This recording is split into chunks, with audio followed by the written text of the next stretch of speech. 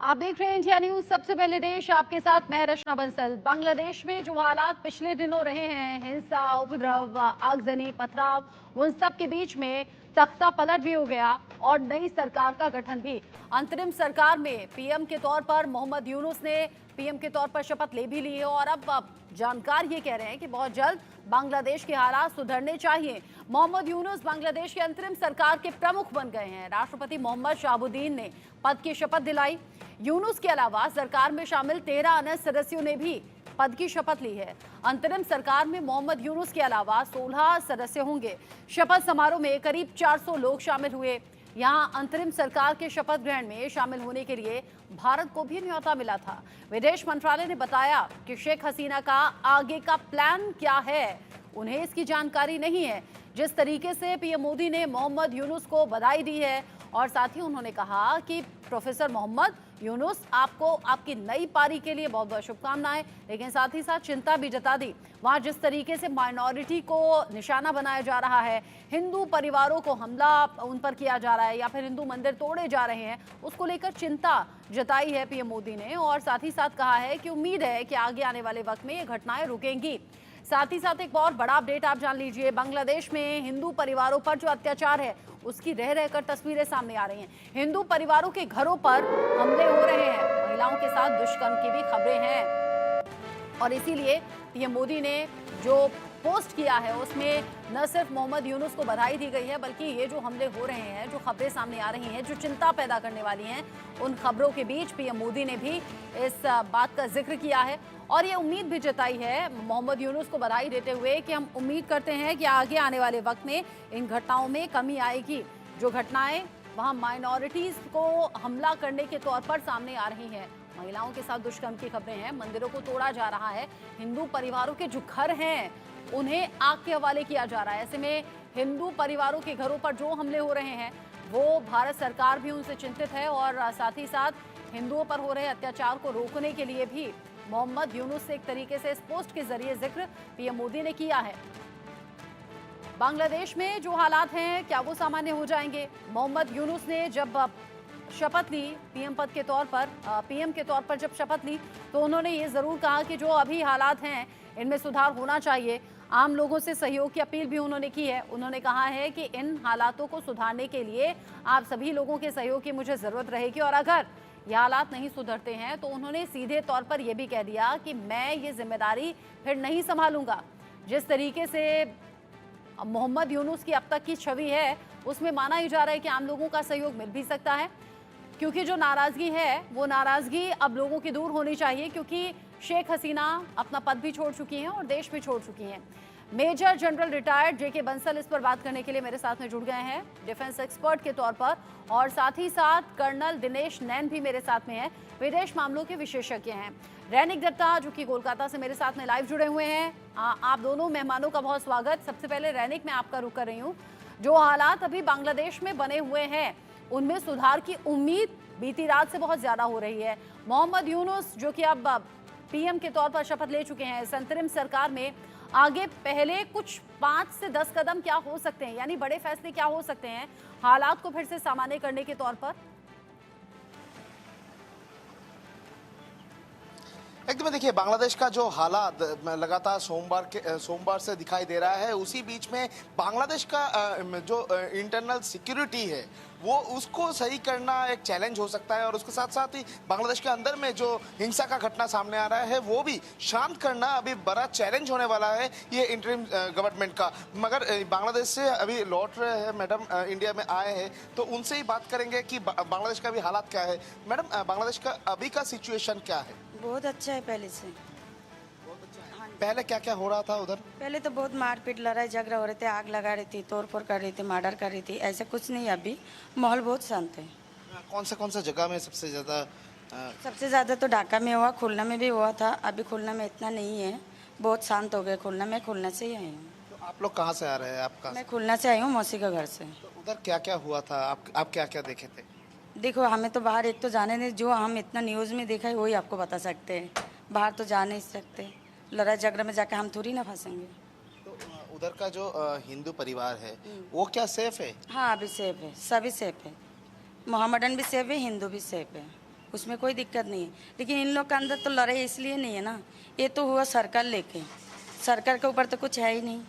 तो जिस तरीके का तस्वीर सामने आ रहा था बार बार से कि घर तोड़ा जा रहा है, मंदिर तोड़ा जा रहा है, घर घर के ऊपर हमला हो रहा है, बहुत सारे लोग बांग्लादेश छोड़ना चाह रहे हैं, ऐसा जो तस्वीर आ रहा है, अभी क्या सिचुएशन शांत हुआ है?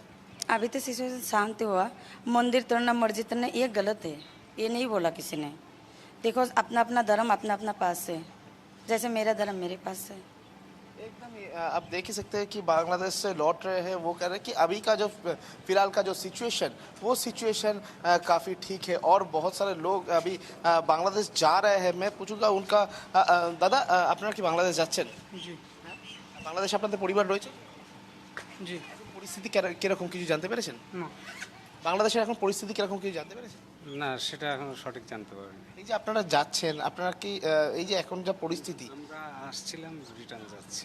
তাতে কি আপনারা ভয় পাচ্ছেন যে এখন যা পরিস্থিতি যেরকম দেখা যাচ্ছে? আশা করি শান্ত হওয়ার কথা, এখন কতদূর কি হয়েছে বলতে পারছি না, বুঝছি। वो भी उम्मीद लेके जा रहे हैं कि बांग्लादेश का जो परिस्थिति, वो परिस्थिति जल्द से जल्द शांत हो जाए।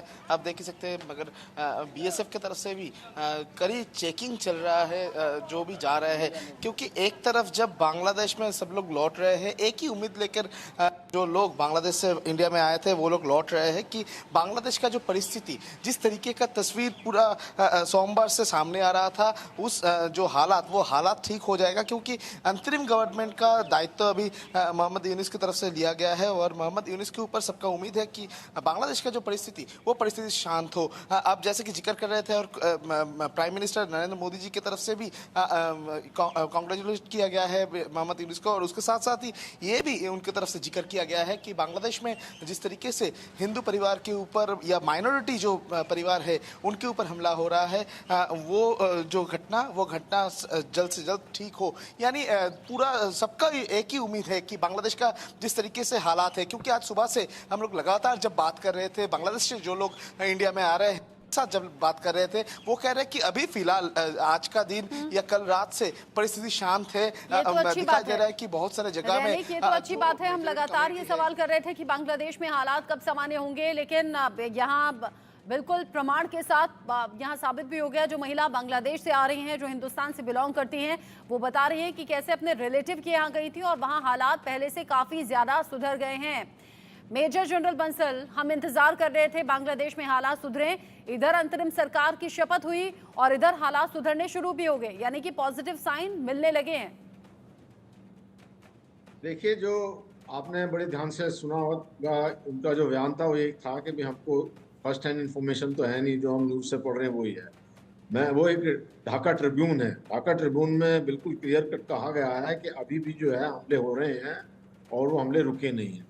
और आप ये देखिए कि जो आप अगर इसको अच्छे से एनालाइज करें, ये एक आंदोलन तो कहा जा सकता है स्टूडेंट का। अगर ये स्टूडेंट का ही सिर्फ आंदोलन था तो वो घटना ख़त्म हो सकती है, लेकिन इसके पीछे जो आईएसआई और जो जमात इस्लामी का जो रोल है या जो उनका जो ध्येय है या जो उनका जो कंस्पिरेसी है, वो तो चलती रहेगी और वो चलती रहेगी। जो वहाँ पे अभी पुलिस का बिल्कुल सिस्टम ख़त्म हो चुका है, इंफ्रास्ट्रक्चर ख़त्म हो गया है। पुलिस वाले खुद जो है अभी संरक्षण मांग रहे हैं, उन्होंने हड़ताल भी की है कि हमको संरक्षण दी जाए, तो पुलिस वाले खुद ही घबराए हैं। उधर से दो जो अटैक हो रहे टारगेट हैं, वो एक तो अवामी लीग के कार्यकर्ता हैं, दूसरे हिंदू, दोनों के ऊपर में अभी भी अटैक चल रहे हैं।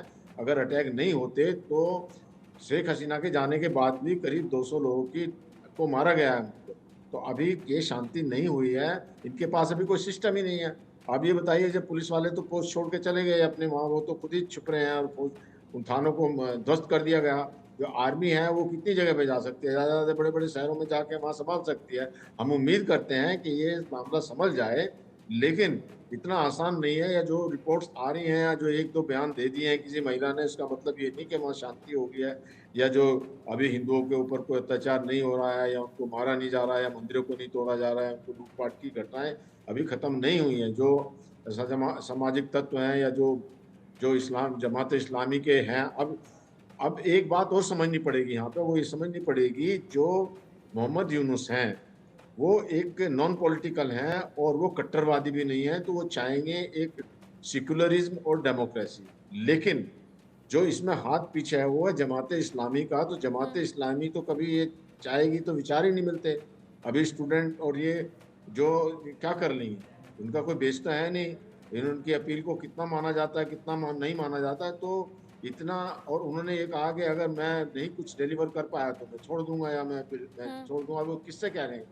तो इसलिए अभी समय लगेगा, ये वेट एंड वॉच की स्थिति है जैसा कि कहा गया है। और जो बीएनपी ने कहा है कि 3 महीने के अंदर में उनको एक चुनाव करा देने चाहिए। तो अभी तो शांति स्थापित करके थोड़े थोड़े, हो सकता है थोड़ा टेम्परेरी वहाँ पे शांति हो, लेकिन जो लोगों के मोटिव्स हैं जिसमें जमात इस्लामी और जो बीएनपी पार्टी है, उनका क्या अपना जो एजेंडा है वो देखना पड़ेगा। रचना, जो इस तरह के हालात हैं बांग्लादेश में, देखिए 2 तरह के लोग होते हैं कर्नल नैन। एक वो होते हैं जो शांति प्रिय होते हैं, जिन्हें हिंसा पसंद नहीं होती, जो इस तरह की उपद्रव की स्थितियों में खुद को पीछे कर लेते हैं। एक वो लोग होते हैं जो इसी तरह की घटनाओं का इंतजार करते हैं, उसमें पथराव भी करना है, उसमें लगे हाथों माइनॉरिटीज पर निशाना भी साधना है। और उसमें हमने उसकी एक झलक ये भी देखी जब प्रधानमंत्री आवास पर, चूंकि देखिए प्रदर्शन करना, अपनी मांगों को लेकर नारेबाजी करना वो एक अलग बात है, लेकिन इन्हीं प्रदर्शन में पीएम आवास में घुसना, उल्टी सीधी हरकतें करना, लेडीज अंडरगारमेंट को हवा में उछालना, ये तो नैतिकता के आधार पर कतई ठीक नहीं। और ऐसे ही उपद्रवी इस मौजूदा स्थिति का फायदा उठाकर माइनॉरिटीज को जानबूझकर निशाने पर ले रहे हैं। देखिए, आपकी बात बिल्कुल सही है। मेरे को तो ऐसा लगता है जैसे कि हमने फौज आर्मी वालों का मार्शल लॉ तो देखा था, लेकिन ये नाहिद इस्लाम और 2-4 स्टूडेंट्स ने उठ के जिस प्रकार से एक स्टूडेंट्स का मार्शल लॉ बनाया बांग्लादेश के अंदर, बड़े अचरज की बात। कल रात उन लोगों ने एक फरमान जारी कर दिया कि पहले सेना को बोला कि आपको सरकार नहीं बनाने देंगे, फिर बोलते हैं कि फासिस्ट को नहीं बनाने देंगे, फिर बोलते हैं कि अब जितने भी जज हैं सब के सब जो है इस्तीफा दे दो, और शुरू भी हो गया सिलसिला। तो ये हो क्या रहा है बांग्लादेश के अंदर? एक बड़ी अजीब घटना है, एक अजीब ही माहौल है। रही बात जैसे कि आप कह रहे थे स्टूडेंट्स के बारे में, देखिए स्टूडेंट्स तो यूथ है 24, 26, 22 ईयर्स की एज का। अब इस यूथ के अंदर जब एक बार वो मॉब मेंटेलिटी घुस जाती है तो इनके अंदर वो मैच्योरिटी की, हमारे देश का जो ये संसद है या हमारे देश के जो प्रधानमंत्री की रेजिडेंशियल एरिया है, इसकी एक गरिमा है, इसकी एक रिस्पेक्ट है, वो हर एक के दिमाग में नहीं हो सकती, हर एक की सोच में नहीं हो सकती। और ये दुर्भाग्यपूर्ण भी है जिस प्रकार से हुआ है। लेकिन जो डेवलपमेंट अब होने जा रहे हैं, यूनुस, देखिए ये यूनुस वही है ना जिसको बोलते थे कि बैंकर ऑफ पुअर, मतलब जो गरीब लोग थे उनके अंदर छोटे छोटे लोन देना, छोटे छोटे पैसे उनके जमा करना। लेकिन इनके ऊपर इल्जाम भी तो लगा था ये कि आप गरीबों का खून चूसते हैं, छोटे लोन देके उनको तंग करते हैं। और शेख हसीना से इनका हमेशा आंकड़ा जो है टेढ़ा रहा है, जेल में भी गए। अब अगर हम इसको फॉरेन हैंड्स के हिसाब से देखें तो बिल क्लिंटन जो है, हेनरी क्लिंटन, उसके साथ में बहुत अच्छे संबंध रहे। और जितने भी ये लोग जो है पर्टिकुलरली इस्लामिस्ट जो कट्टरवादी हैं, इन पंथ को थोड़ा बहुत सहारा देने वाले, उनके बारे में बढ़िया बात करने वाले लोग हैं, उनके ग्रुप में इनका आना जाना रहा है। अब इनको मौका मिल गया कि स्टूडेंट्स ने अचानक से एक नाम ले दिया कि ये हमारे न्यूट्रल बंदे, इनको बुलाइएगा, ये गवर्नमेंट फॉर्म करेंगे। पर क्या इनके पास तजुर्बा है? क्या पॉलिटिशियन है? क्या इनको डिप्लोमेसी आती है? ये एक इकोनॉमिस्ट है, बैंक का काम किया है, पैसे बनाना और देना जानते हैं। अब इन्होंने ये धमकी दी कि मैं छोड़ दूंगा, अगर जैसे जनरल बंसल बता रहे थे कि छोड़ दूंगा अगर ये माहौल ठीक नहीं हुआ। तो ये माहौल तो जब यानी कि माहौल को जानबूझकर बिगाड़ने की कोशिश, जानबूझकर खराब करने की कोशिश। और इसीलिए मोहम्मद यूनुस ने हालात को भांपते हुए कह भी दिया है कि अगर कोऑपरेट मेरे साथ नहीं हुआ या मुझे नहीं ठीक लगी चीजें तो मैं पद छोड़ दूंगा, फिर मैं अपने कदम पीछे खींच लूंगा। रैनिक, अभी तक की खबरें ये थी कि अगर चीन समर्थित सरकार बनती है तो भारत के लिहाज से बेहतर नहीं होगा, लेकिन यहाँ तो जो प्रदर्शनकारी हैं वो अपने इशारों पर नचाने के लिए तैयार हैं, सरकार को अपने मन मुताबिक सब कुछ चाहते हैं।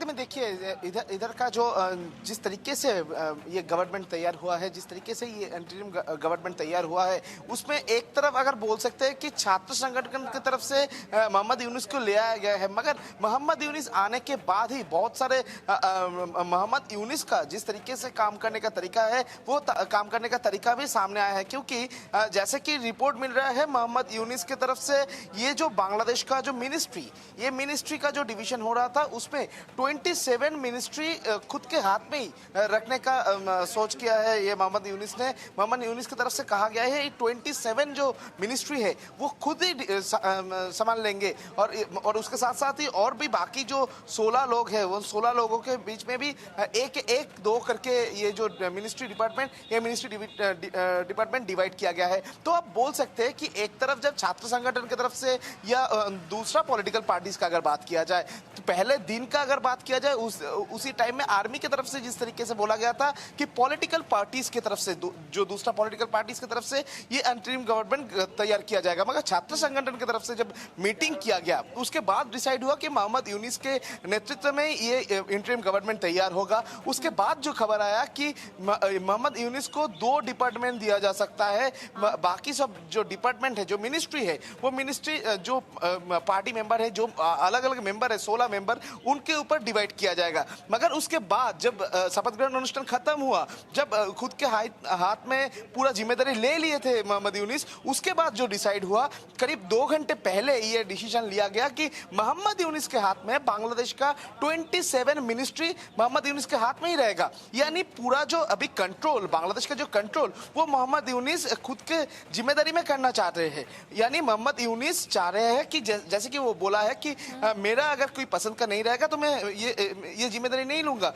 मैं छोड़ दूंगा। यानी पूरा जो बांग्लादेश का जिस तरीके से बांग्लादेश का हालात बिगड़ा है, बांग्लादेश का डेवलपमेंट जो मेन मुद्दा था ये पूरा आंदोलन का लास्ट में जब शेख हसीना का रेजिग्नेशन वो लोग मांग कर रहे थे, उस टाइम में बांग्लादेश का जो डेवलपमेंट का मुद्दा था वो डेवलपमेंट का मुद्दा ही अभी सामने आ सकता है। एक बार बोल सकते हैं नजर आ रही है, अगर ये तालमेल बेहतर नहीं हुआ तो ये प्रदर्शन अभी भविष्य में फिर से उठ सकते हैं। और बांग्लादेश के जिन हालातों पर हम कह रहे थे अभी उन महिला को सुनकर कि हालात सामान्य हो रहे हैं, बिल्कुल ठीक। इससे पहले मेजर जनरल बंसल ने भी कहा कि वो महिला वो बता रही थी जो उन्हें बताया गया या जो उन्हें दिखाया गया। अक्सर बहुत सी खबरें फिल्टर करके आम लोगों तक पहुंचती हैं, तो ऐसे में भविष्य में तालमेल की कमी हालात को और ज्यादा बिगाड़ सकती है, जैसे रैनिक ने बताया। रैनिक, अभी के लिए आपका शुक्रिया हमारे साथ जुड़ने के लिए। मेजर जनरल बंसल, क्योंकि इससे पहले आप कह रहे थे बांग्लादेश में जो कुछ हुआ है उसके पीछे जमाते इस्लामी और ISI का हाथ है, जो बांग्लादेश के हालात को इस तरीके से खराब कर गया। अभी कुछ टाइम पहले खबर ऐसी भी सामने आई है, क्योंकि बांग्लादेश की इस हालत को देखकर लोग कहने लगे तो दूसरा पाकिस्तान हो गया। अब पाकिस्तान से रह रहकर खबर ये सामने आ रही है कि वहां बांग्लादेश जैसे हालात हो सकते हैं, यानी कि तख्ता पलट की तैयारी वहां भी है। जमाते इस्लामी ने सीधे सीधे धमकी दे दी है। बिल्कुल ठीक कहा रचना, आपने बहुत अच्छी बात कही है, लेकिन वहाँ मुनीर ने ये बोल दिया है सबको गया तो हम उसको देख लेंगे, मतलब बिल्कुल सख्ती से इंस्ट्रक्शंस बिल्कुल अपना तेवर सख्त दिखा दिए गए हैं कि वो गोली चला देंगे। अब यहाँ क्या हो रहा है कि जो सॉफ स्टैंड है जो यहाँ की सेना का, वो सारा गड़बड़ कर रहा है। जैसे कि आपने भी खुद कहा, ठीक है, जब शेख हसीना वहाँ से चली गई तो ये फर्ज बनता था जो आर्मी का कि उसको जो प्राइम मिनिस्टर का हाउस है उसको प्रोटेक्ट किया जाए। ये तो पब्लिक प्रॉपर्टी है, वहाँ जाने क्यों दिया गया उनको जब वो चली गई है? तो वहाँ पे हालात हो सकते हैं, लेकिन वहाँ पे हालात में जो वो आर्मी को थोड़ा, वहाँ की आर्मी को अभी तजर्बा है लोगों को कैसे मारपीट के या उनको गोली वोली चला के कर सकते हैं। तो ये ऐसा नहीं होगा कि एकदम वहाँ पे वैक्यूम हो जाएगा, क्योंकि वहाँ पे सीधा मार्शल लॉ लग जाएगा। वहाँ पे आर्मी तैयार है टेक ओवर करने के लिए, और जब टेक ओवर करने के लिए आर्मी तैयार है तो वो एक वैक्यूम नहीं बनेगा। हालांकि जो ये कह रहे हैं अभी ISI और जो जमात इस्लामी का जो एजेंडा है, ये धीरे धीरे अपना करेंगे। तो अब उसमें ये बात रहेगी कि जो पाकिस्तान की आर्मी है वो कितने कट्टरवादियों के साथ में मिलकर काम करती है, तो धीरे धीरे ये उनके ही अंडर में आ जाएंगे। लेकिन ऐसा कुछ नहीं होगा कि वहाँ बिल्कुल एकदम, क्योंकि वहाँ पे तो अभी देखा जाए शहबाज शरीफ है या कोई भी वहाँ पे है वो कठपुतली है, और जब वो कठपुतली है तो सारा तो सेना चला रही है। और ये जो कठपुतली है, कठपुतली की टेंशन तो इसलिए भी बढ़ गई है क्योंकि पिछले दिनों से खबर बहुत तेजी से सामने आ रही है कि सेना जो है वो इमरान खान के साथ बातचीत कर रही है अंदर खाने। और इमरान खान जो पहले कह रहे थे माफी कतई नहीं मांगूंगा 9 मई की हिंसा के लिए, वो अब गाहे बगाहे माफी मांगने को तैयार हो गए हैं। वो कह रहे हैं पीटीआई का आप हाथ बता दीजिए हिंसा में तो मैं माफी भी मांग लूंगा, और हालात अगर वाकई पटरी पर आते हैं तो तख्ता पलट की कंडीशन पाकिस्तान में भी हो जाएगी। साथ ही साथ हम चूंकि बांग्लादेश का जिक्र कर रहे हैं और मोहम्मद यूनुस जिन्होंने अंतरिम सरकार में पीएम के तौर पर जिम्मेदारी संभाल ली है, यूनुस ने हिंसा को जायज ठहराया है कुछ मामलों में। वो कह रहे हैं कि अगर भारत बांग्लादेश के आंतरिक मामलों में अति करेगा तो वो शांति से नहीं रह पाएगा। बांग्लादेश में जो हिंसा हो रही है वो लंबे समय से हो रहे अत्याचार की प्रतिक्रिया है। मोहम्मद यूनुस अंतरिम सरकार के मुखिया बने हैं, बांग्लादेश में नई जिम्मेदारियां संभाल रहे हैं, और वो ये कह रहे हैं कि जो हिंसा हो रही है वो एक तरीके से प्रतिक्रिया है जो लंबे वक्त से चीज़ें देख रहे हैं। अगर अब ये आंतरिक मामलों में दखल अब हिंदुस्तान का रहेगा तो वो शांति से नहीं बैठ पाएगा। बांग्लादेश में जो हिंसा हो रही है वो लंबे समय से हो रहे अत्याचार की प्रतिक्रिया है। कर्नल नैन, मोहम्मद यूनुस के इस बात को आप कैसे देख रहे हैं? नई जिम्मेदारी संभाली है, बहुत सी उम्मीदें हैं, यहाँ भारत में बैठे हुए लोग बांग्लादेश में शांति और अमन चाहते हैं, लेकिन मोहम्मद यूनुस का ये जो रिएक्शन है इसे कैसे देखें? देखिए, मैंने जैसे पहले बताया कि यूनुस का और शेख हसीना का आपस में कभी नहीं बना, यानी आवामी लीग को इन्होंने कभी पसंद नहीं किया, और आवामी लीग के ज्यादातर जो वोटर्स हैं वो हिंदू रहे हैं। और चूंकि शेख हसीना के टाइम पर ही अगर आप देख लें पीछे मुड़ के 2013 से लेके अब तक जो बांग्लादेश की हालत थी, आज बांग्लादेश 40 बिलियन, जो पाकिस्तान का जो कहते थे ना पाकिस्तान वाले बांग्लादेश को कि 2 टके के लोग हैं, इन्होंने उनके रुपए को 2 टका बना, 1 रुपए में 1 टके में 2 रुपया लेना शुरू कर दिया था। उस लिए पहुंच चुके थे ये। और आवामी लीग के जितने भी लोग हैं, लाजिम सी बात है, इस पूरे जितना भी बांग्लादेश ने अब तक प्रोग्रेस किया है, भारत का बहुत बड़ा हाथ रहा है इसके अंदर। $13 बिलियन का बिजनेस कर रहा है भारत, $8 बिलियन हम इन्वेस्ट कर चुके हैं। तिस्ता प्रोजेक्ट का $1 बिलियन का भी हाल ही में शेख हसीना ने दिया था। रोड्स बना रहे हैं, इंफ्रास्ट्रक्चर्स बना रहे हैं, बांग्लादेश प्रोग्रेस की तरफ जा रहा था। लेकिन देखिए बीच में हुआ क्या कि ये जैसे हम जानते हैं कि शेख हसीना का तो 3 टेन्योर हो चुके थे, इनकम्बेंसी फैक्टर तो आएगा ही आएगा, हर जगह आता है, हमारे यहाँ भी आता है। लेकिन इसके अलावा इनके जो भाप नहीं पाए, जो धीरे धीरे नीचे जो है जमाते इस्लामी ISI अपने उच्चायुक्त को यूज करके जो माहौल को वहां पे नीचे नीचे खराब कर रहे थे, और शेख हसीना के खुद के लोग भी थोड़े एरोगेंट से हो गए थे, बिकॉज चौथी बार जो है बड़े भारी बहुमत से सत्ता में आए थे। लेकिन वही मेरा सवाल इसमें भारी बहुमत को लेकर भी है। करीब 8 महीने हुए थे सरकार में आए हुए, अगर असंतोष था, अगर नाराजगी थी तो भारी बहुमत कैसे आ गया? इल्जाम उन पर ऐसे भी हैं कि लोकतंत्र को कुचला गया, गलत तरीके से बहुमत हासिल किया। जी बिल्कुल, देखिए यही तो मैं आपको बता रहा हूँ कि इतने भारी बहुमत के साथ कोई ये कह दे कि आवामी लीग वॉश आउट हो गई है बांग्लादेश में, हंसने वाली बात हो जाएगी। हाँ, आवामी लीग के पीछे आज की तारीख में सेना, जिसके अंदर वकार और जमीन जो है, उसने सबसे ज्यादा लेट डाउन किया शेख हसीना को, एक रिश्तेदार होते हुए भी इसी ने बनाया था। 23 जून 2023 को शेख हसीना ने उनको अपॉइंट किया था। लेकिन चूंकि ये बात सामने आ रही है कि बड़े स्तर के ऊपर ISI के कुछ एजेंट्स जमाते इस्लामी के अंदर जो है घुसपैठ किए, और बांग्लादेश की जो जमाते इस्लामी है उसने चंद वर्षों के अंदर सेना के अंदर घुसपैठ कर दी। अभी एक सामने हादसा आया है कि जो बहुत बड़े कोई जो ओहदेकार हैं जमाते इस्लामी के, उनका बेटा ब्रिगेडियर था, उसको शैक कर दिया गया था, और पिछले 2 दिनों के अंदर उसको जनरल बना दिया गया है।